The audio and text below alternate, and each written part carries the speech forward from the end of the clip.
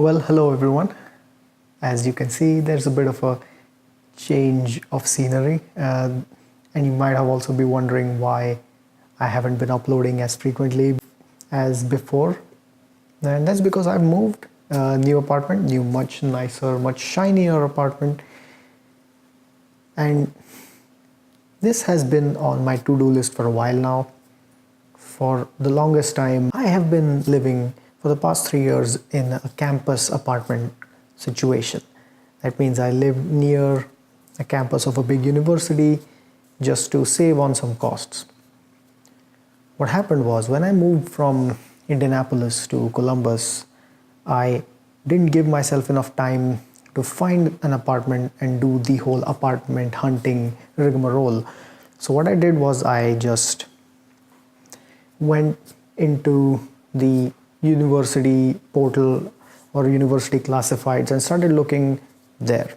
And I found an apartment and I went there without really looking into the surroundings. And that really came back to haunt me because over the next few years, I had to deal with a lot of noise and a lot of commotion outside because I lived very next to a lot of the campus bars and a lot of the happening area, so to speak, for the campus. And that really cost me a lot of sleep. Now I just want to live in a bit more peace and quiet, a bit nicer, more upscale, more of a grown-up house rather than a bit of a rundown, let's say, place. I started my life in the United States, in Indianapolis. I had roommates, and again, that was a campus living situation. I didn't mind it then because I was a student and I really wanted to be a part of that whole campus life and happening and all of those things. We used to have a fun time back then because my priorities were different. But when I graduated, it went to the other side of the fence. I started needing 8 hours of sleep, being able to function properly on working days with a proper good night's sleep, and that didn't always happen in my last apartment. I try to think of 3 years and I try to think of the memorable incidents that happened, but I can't really think of any. And that's because I just didn't care for the place as much. And I didn't have any people around me, so to speak. One factor to consider would be that I had to create roots in a new city, start from scratch, start from the ground level, try to gain new contacts, new friends, new acquaintances, and try to create a good base on which I could settle, grow roots, nest, if you want to say it that way. This has been on my to-do list since 2017 actually, and that's because of some events, certain happenings that were going on. I was unable to move, and also on other situations I was too lazy to move, so it kept pushing it off until the decision was made for me in a way. The campus life situation is very competitive in the sense that there's more and more students coming in every semester, and they really swipe up all these places immediately. So before I got the chance to renew, someone else came up and swooped the lease, let's say. And so I had to find an apartment. And the move was not as bad as I thought it would be.